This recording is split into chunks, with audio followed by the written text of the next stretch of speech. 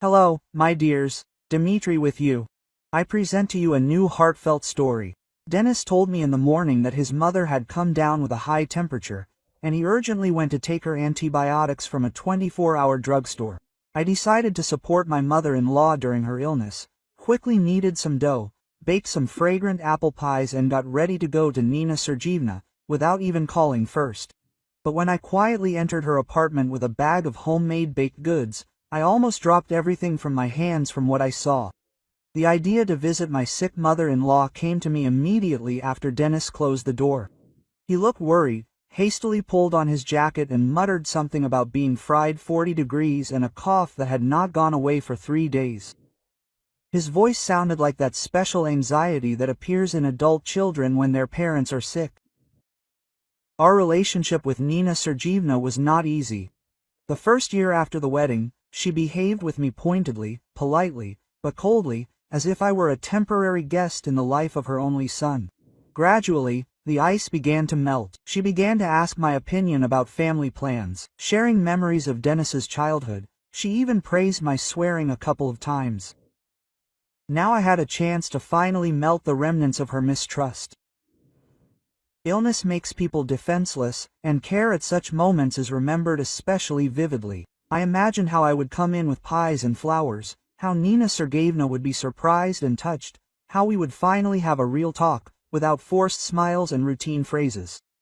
The dough under my hands turned into an elastic lump, and a plan was already forming in my head. I cut the apples into thin slices, added cinnamon and a little lemon zest. This way the pies turned out especially aromatic. While they were baking, I quickly got ready, grabbed a thermos of herbal tea and went to the flower shop. Chrysanthemums seemed appropriate to me, not too formal, but not banal, like roses. Yellow, sunny, they were supposed to cheer up the sick woman. At the drugstore, I bought a vitamin complex and cough drops, mentally rehearsing words of comfort. On the way to Nina Sergeyevna, I thought about how important it was not to miss this moment. My mother-in-law's illness could become a turning point in our relationship. If I showed sincere concern, I would prove that I was ready to be not just her son's wife, but also a family member, ready to help in difficult times. Dennis had given me the key to her apartment 6 months ago in case of emergency. It seemed that this was exactly the situation that had come. I carefully turned the lock, trying not to make noise. If Nina Sergeyevna was sleeping, there was no point in waking her. It would be better to quietly leave the pies in the kitchen, put the flowers in water and leaving a note. The hallway smelled of medicine and something else, a heavy, cloying smell that I could not identify. The apartment seemed too quiet, even the TV was not working. Although usually Nina Sergeyevna liked to turn on the news from morning until evening, I took off my shoes, took the bag with pies and the bouquet, heading for the bedroom. The bedroom door was slightly open, and I looked inside, ready to quietly retreat if my mother-in-law was sleeping. What I saw made me freeze on the threshold. Nina Sergeyevna was lying motionless, but her breathing was so heavy and intermittent that it was immediately clear that this was an unusual cold. The woman looked completely different than a month ago, when we last saw each other. Her face was drawn, her skin had acquired an unhealthy grayish-yellow tint, and there were deep shadows under her eyes. She was breathing with difficulty. Each breath was given to her with visible effort, and her lips were strangely bluish. I came closer, and then my attention was drawn to the bedside table. On it stood a whole scattering of medicines. Not the simple fat-reducing and antibiotics that are taken for the flu. Among the vials and blisters, I made out names that seemed familiar to me from medical programs. Morphine, painkillers, antiemetics, some kind of IVs. My heart began to beat faster. These were serious drugs. They are not prescribed for a common cold. I carefully took one of the vials, read the name of the active ingredient, a strong painkiller used for oncological diseases. My hands began to tremble. Nina Sergeyevna quietly woke up in her sleep, turned her head, and I saw how her face had changed. She had lost so much weight that her cheekbones protruded sharply, and her temples had sunken. This was not a cold, not the flu, and not bronchitis. It was something much more serious, something that Dennis clearly didn't know about. I left the bedroom, feeling my legs go weak. In the kitchen, I decided to put the flowers in water, but my hands were shaking so much that I almost broke the vase. My gaze fell on the trash can, and I automatically looked into it, hoping to find at least some explanation for what was happening. What I found there finally confirmed my worst suspicions. Empty packages of potent oncological drugs, extracts from the Regional Oncology Center, test results with seals and signatures of doctors. I took out one of the papers, and the words swam before my eyes. Diagnosis, stage, prognosis. Everything became clear. Nina Sergeyevna was seriously ill, possibly terminally ill, and was hiding it from her son. And Dennis, not suspecting anything, brought her antibiotics for a cold and left for work, thinking that in a couple of days his mother would be healthy. But judging by what I saw in the bedroom, it was not a cold at all. I returned to Nina Sergeyevna, sat down next to the bed and carefully called her name. The woman slowly opened her eyes, and in them I saw such pain and fatigue that my heart sank with pity. She looked at me with surprise, as if she did not immediately understand who I was and what I was doing here. Olga took out her phone with trembling hands and dialed the ambulance number. The dispatcher's voice seemed distant and unreal to her when she tried to explain the situation, not really knowing what exactly was happening to Nina Sergeyevna. The woman on the other end of the line calmly clarified the details: the patient's age, symptoms, medications taken. And Olga frantically recalled the names of the drugs from the bedside table. While she was talking on the phone, Nina Sergeyevna suddenly groaned quietly and tried to sit up. Her eyes were cloudy, her gaze wandering, but her lips were moving, saying something unintelligible. Olga came closer and leaned towards her mother-in-law, trying to make out the words. "Don't tell him," Nina Sergeyevna whispered, clinging to Olga's hand with her weak fingers. "Don't let him know. Promise me." Her voice was hoarse, intermittent. Each word was difficult. Olga did not understand what exactly her mother-in-law was asking for, but there was such a plea in these words that she instinctively nodded. Nina Sergeyevna lost consciousness again, and Olga rushed around the apartment waiting for the doctors. She removed the medical certificates that she had found in the trash from a visible place and hid them in the kitchen cabinet. Something told her that it would be better not to show these documents to anyone for now. At least until she understood what was happening. The ambulance arrived after 15 minutes, which seemed like an eternity to Olga. Two doctors, an elderly man with a gray beard and a young woman with tired eyes, quickly walked into the bedroom. They worked in silence, professionally measuring blood pressure, listening to the heart, checking the reaction of the pupils to light. Olga stood in the doorway, watching their actions and trying to understand from their facial expressions how serious everything was. The doctors exchanged glances, and in those glances she read bad news. The young woman was writing something in a medical card, and the elderly doctor was carefully studying the medications on the nightstand. "Are you a relative?" he asked, turning to Olga. There was no condemnation in his voice, only professional concentration. "Daughter-in-law," she answered, feeling her mouth go dry. "My husband is at work. I was the first to arrive." Quote. The doctor nodded and asked her to go out into the hallway to talk. What he told her made Olga lean against the wall. Terminal stage pancreatic cancer, multiple metastasis, severe pain. Judging by the medications the patient is taking, she is under the supervision of an oncologist and is receiving palliative care. The doctor's words fell on her like stones. Each new medical definition sounded like a death sentence. "We recommend hospitalization in a hospice," the doctor continued. "There she will be provided with round-the-clock care and adequate pain relief. It is dangerous to remain at home in such a state. A coma or acute respiratory failure may develop." Olga listened to him and thought about Dennis, who had no idea about his mother's illness. At that moment, Nina Sergeyevna regained consciousness. Hearing voices in the corridor, she called Olga in a weak but insistent voice. The doctors allowed her to approach the patient, warning that the conversation should be short. The mother-in-law lay with her eyes closed, but when Olga sat down next to her, she squeezed her hand tightly. Quote, "I don't want to go to the hospital," Nina Sergeyevna whispered. "I want to die at home, in my own bed. Tell the doctors I just have the flu, a bad cold. Dennis shouldn't know the truth. Not now. He's just started living happily with you. Why ruin everything for him?" Her voice was filled with not only pain, but also maternal concern for her son. Olga tried to object, convincing her mother-in-law that Dennis had the right to know about her condition. But Nina Sergeyevna was adamant. She said that she had been hiding the diagnosis for 6 months, that she didn't want to turn her son's last days with his mother into continuous torment. It was better for him to think that she was simply sick than to look at her with horror and pity every day. The doctors were waiting for a decision. Young Dr. Shaw explained to Olga that formally they could not force a patient to be hospitalized against her will if she was conscious and understood the consequences of her choice. But the responsibility for what was happening would fall on the relatives, and they needed to clearly understand what they were dealing with. Olga felt cornered. On the one hand, she understood Nina Sergeyevna's logic. Why cause Dennis should suffer more if the outcome was already predetermined?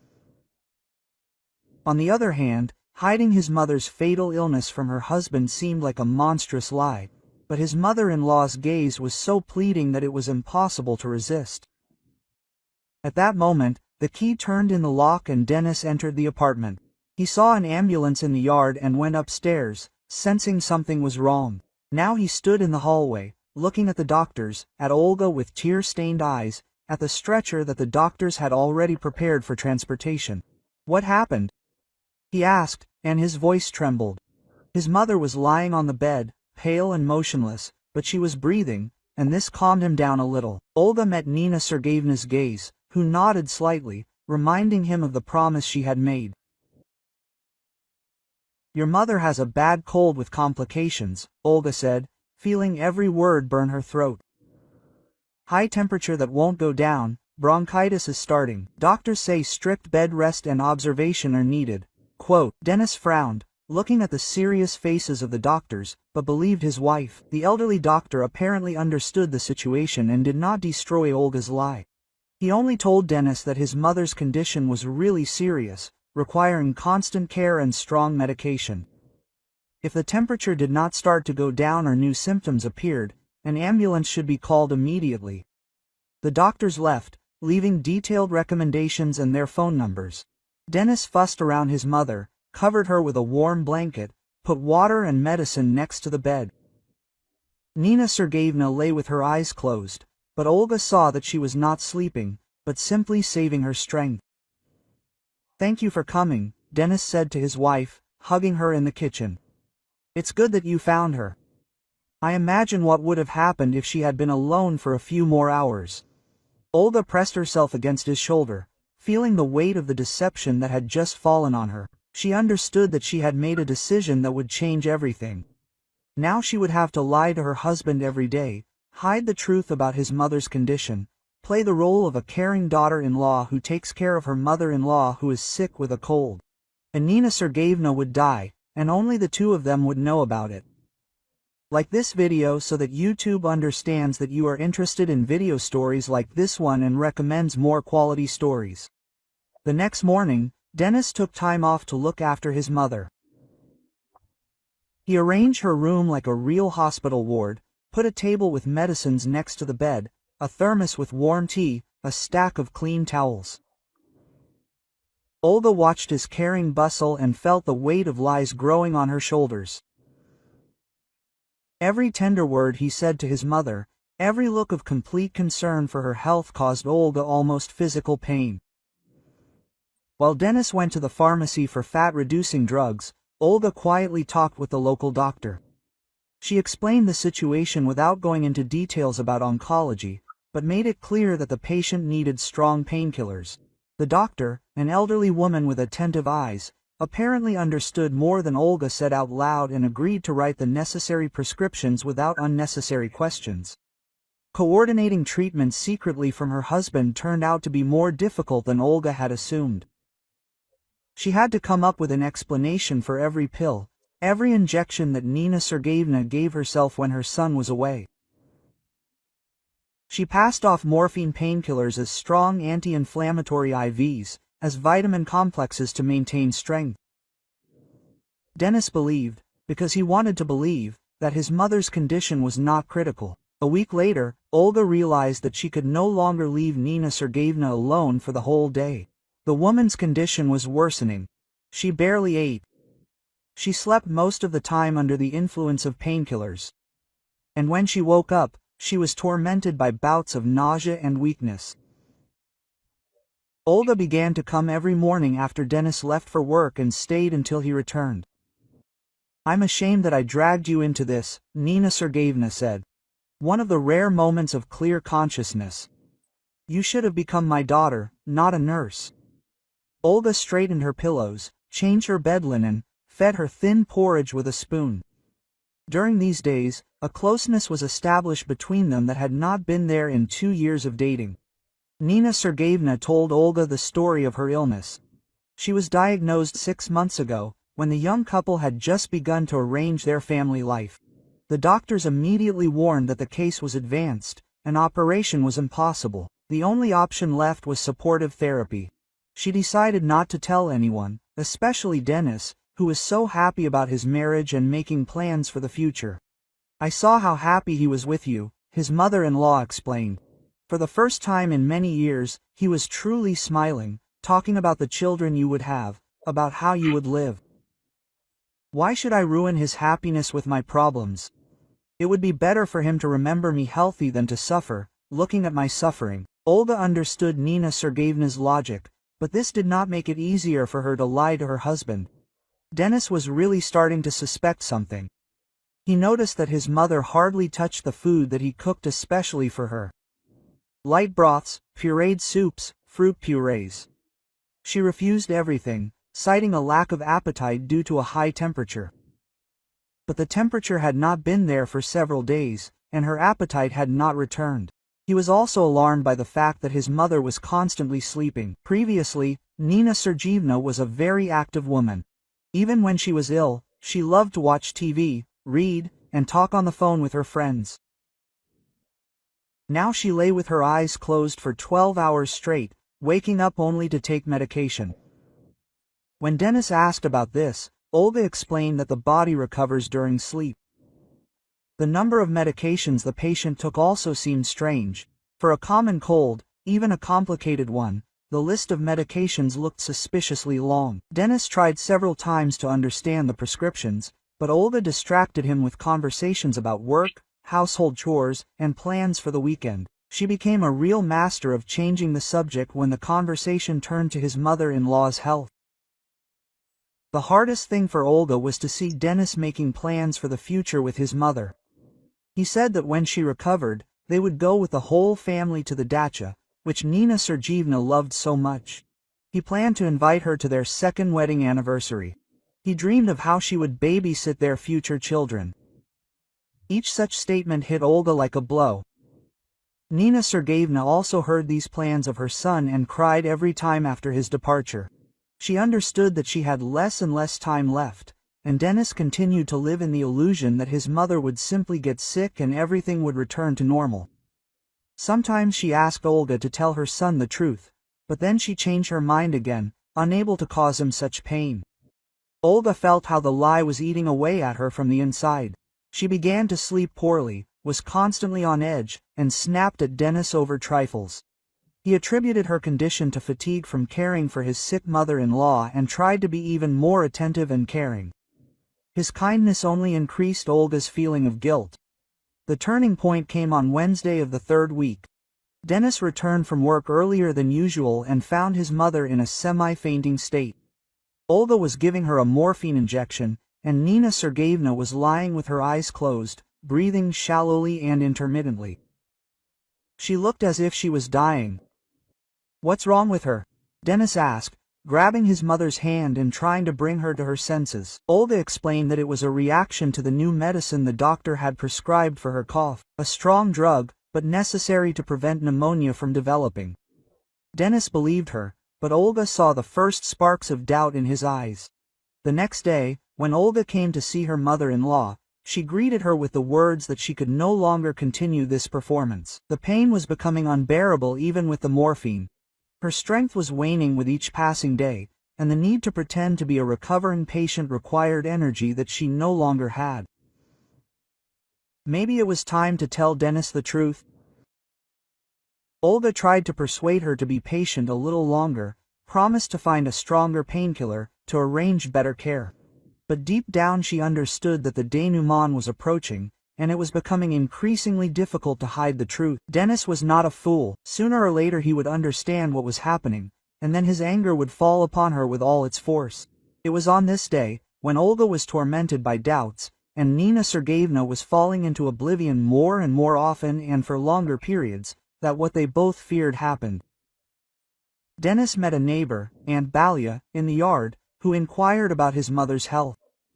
The old woman, not suspecting anything, dropped a phrase that turned everything upside down. "And I saw her 6 months ago, as she left the oncology center," said Aunt Valia.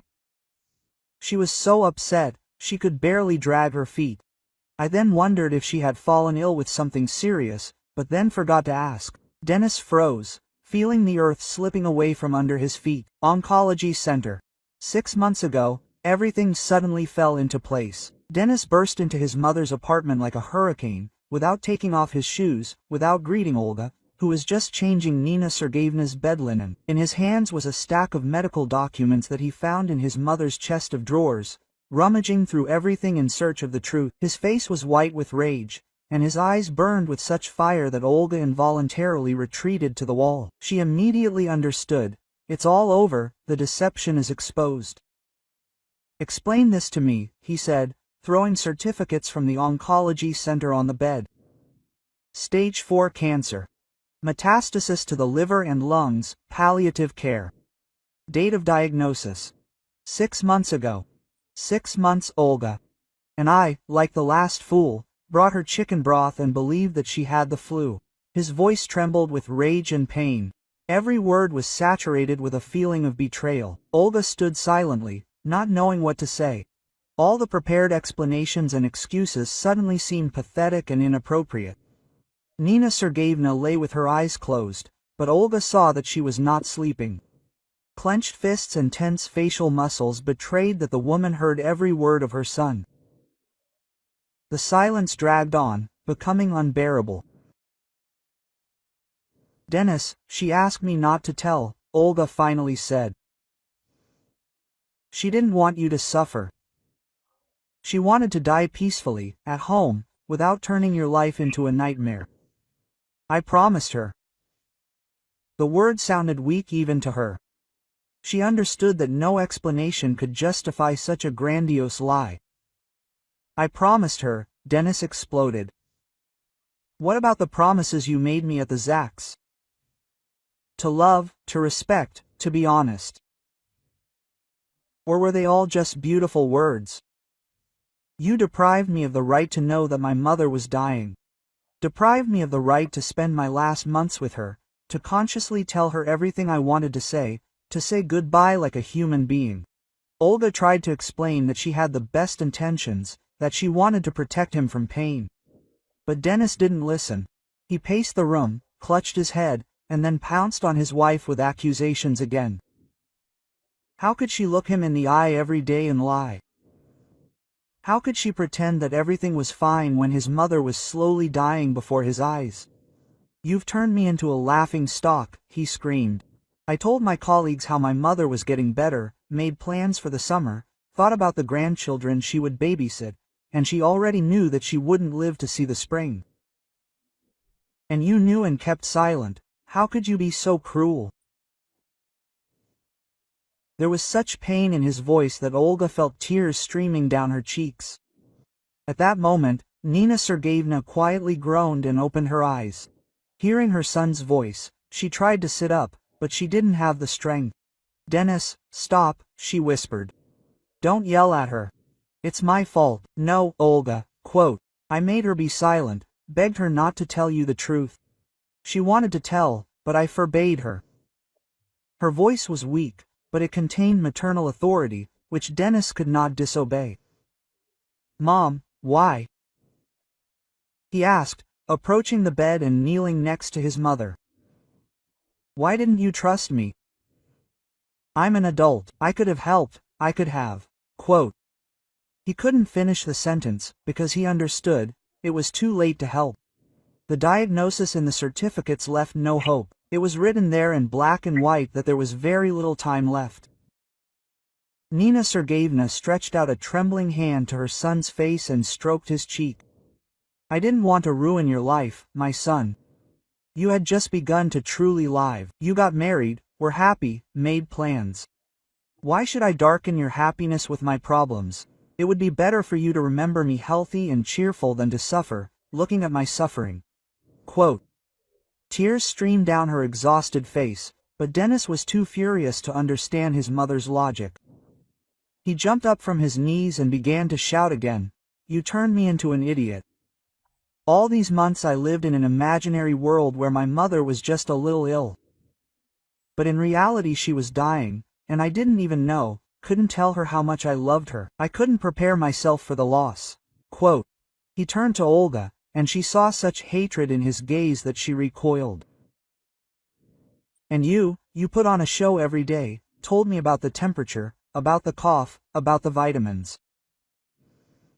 You watched me buy her fruit, hoping that she would get better, and you kept quiet. How can you be so heartless? How can you mock a person who trusts you like that?" Olga tried to justify herself, explained that every lie hurt her, that she wanted to tell the truth many times, but the promise to this dying woman turned out to be stronger. She talked about how hard it was for her to come here every day, take care of her mother-in-law, give injections, change her underwear, feed her with a spoon, knowing that all this was useless. But Dennis did not want to listen. It seemed to him that his wife and mother had conspired against him, deprived him of the right to participate in the most important event of his life, the farewell to his mother. He felt betrayed, humiliated, excluded from his own family. The people closest to him had been deceiving him for months, and it was unbearable. Nina Sergeyevna listened to their quarrel and cried. She understood that her attempt to protect her son from suffering had turned into even greater pain. Now he was not only losing his mother, but also feeling betrayed by the people closest to him. "Forgive her, Dennis," she begged. "Olga is a good girl. She did everything I asked. Don't ruin your marriage because of my stupid decisions." "Your decisions?" Dennis exploded. "Yes, she could have made the decision to tell me the truth herself. She could have shown basic respect for her husband. But no.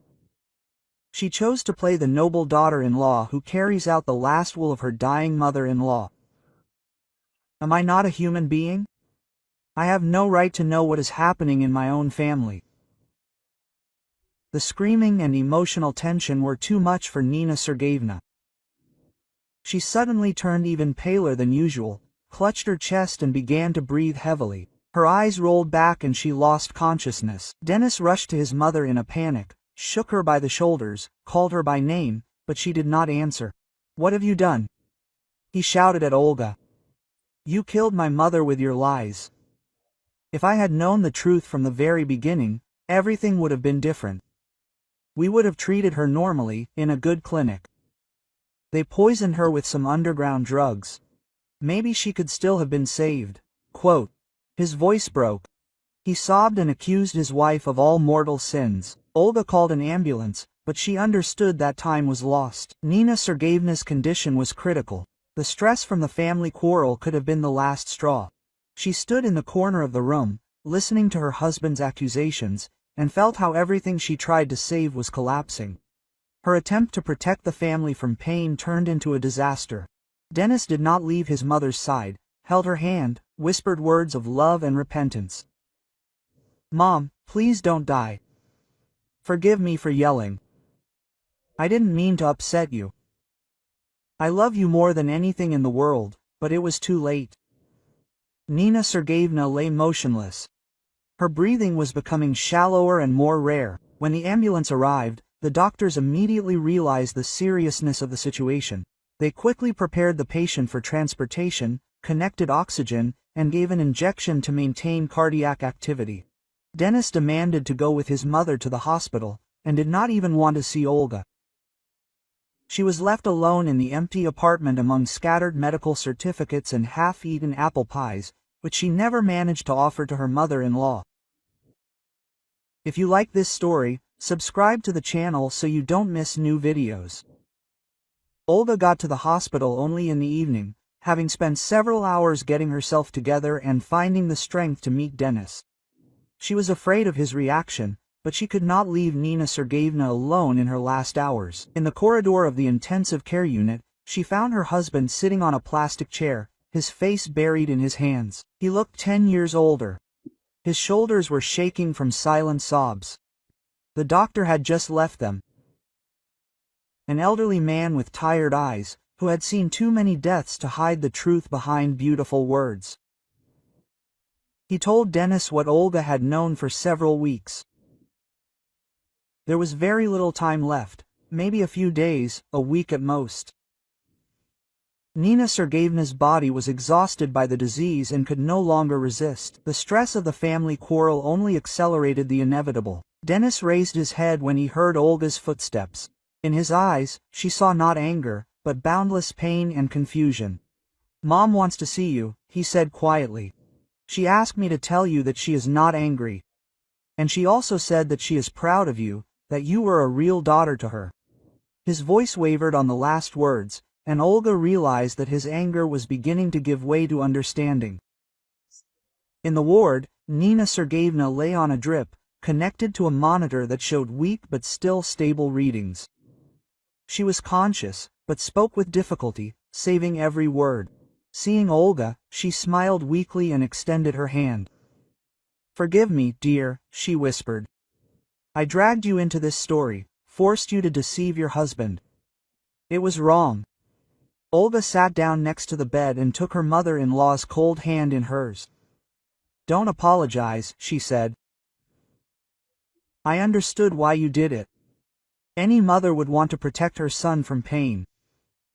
I just didn't know what to do." Quote, Nina Sergeyevna squeezed her fingers with unexpected force. Her eyes filled with tears of gratitude.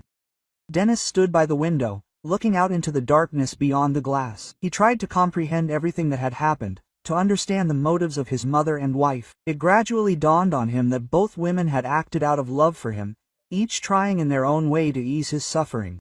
His mother wanted to die unnoticed, without darkening his happiness, and Olga was fulfilling her last will, sacrificing her own peace. "I was afraid of becoming a burden," Nina Sergeyevna admitted to her son when he approached the bed. "I was afraid that you would suffer, looking at my suffering. I wanted you to remember me healthy and strong, and not exhausted by illness. Maybe it was stupid, but I thought only of your good." Quote. Denis took her other hand, and now his mother held the hands of her dearest people. The doctors allowed them to stay for the night, realizing that the separation could be final. Denis brought pillows and blankets from home, made an improvised bed for Olga in an armchair, and settled down on a folding bed next to his mother's bed. They spoke quietly, so as not to disturb the other patients. They shared memories, made plans that would never come true. Nina Sergeyevna asked her son's forgiveness for depriving him of the opportunity to prepare for the loss. She told him about her fears, about how hard it was for her to hide the pain and weakness, to pretend to be healthy when every day was a huge struggle. But the most terrible thing for her was to imagine that her son would suffer seeing her torment, that their last meetings would be overshadowed by the hospital atmosphere and hopelessness. Denis listened and finally understood what a burden lay on Olga's shoulders. She came to the dying woman every day, looked after her, lied to her husband, and suffered from the need to hide the truth. And all this in order to fulfill the last request of the mother-in-law, who wanted to protect her son from unnecessary suffering. This required great courage and self-sacrifice. "Forgive me, Olya," he told his wife when his mother had fallen asleep under the influence of painkillers. "I was wrong to yell at you. You found yourself in an impossible situation, and I didn't even try to understand your motives. Just finding out that Mom was dying was such a pain that I wanted to blame it on someone else, and you were there." Olga hugged him, and they cried together, finally united in grief. Nina Sergeyevna woke up several times during the night and each time saw her son and daughter-in-law next to her. This calmed her down, gave her the feeling that she was leaving not alone, but surrounded by love. She told them how happy she was that they had found each other, how she hoped that they would have children, that they would live a long and happy life. Towards morning, Nina Sergeyevna's condition worsened. Her breathing became intermittent, her pulse weakened. She regained consciousness with difficulty. The doctor warned that this could be her last day and advised her to tell her everything they wanted to say.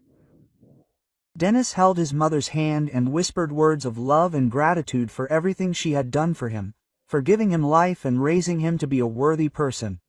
Quote,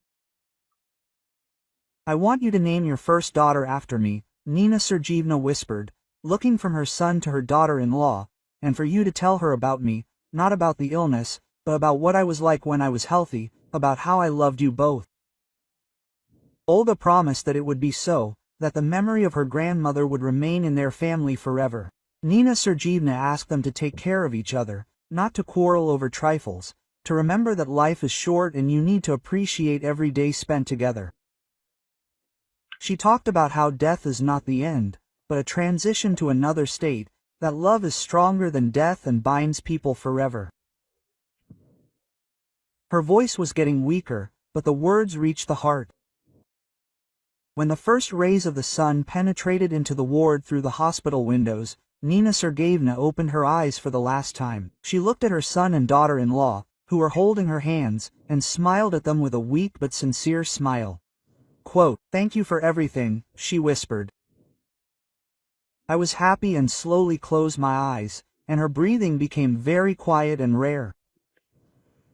Denis and Olga sat next to her until the very end, not letting go of her hands. They felt how life gradually left their loved one, how the pulse weakened, how the breathing became more and more rare. When the monitor showed a straight line, they did not immediately believe that it was all over. Nina Sergeyevna looked calm, peaceful. There were no traces of pain or fear on her face. The doctor who came to confirm death said that she left easily, without suffering. Surrounded by the dearest people. This is great happiness for a dying person. Not to be alone at the last moment. Denis and Olga sat next to Nina Sergeyevna's body for a long time, unable to believe that the woman who had spoken to them only yesterday was now silent forever. When they finally left the hospital, the sun was already high in the sky. An ordinary day was beginning for thousands of people who did not know about their loss. Denis hugged his wife, and they stood like that for several minutes, supporting each other. Now they were connected not only by love, but also by a common grief, a common memory of the woman who loved them both and in the last days of her life managed to bring them truly together. I recommend listening to these two stories that you see on the screen. I am sure that you will like them, and in the comments to this video, you will find a link to a selection of the best stories from all over the internet. Thank you for watching.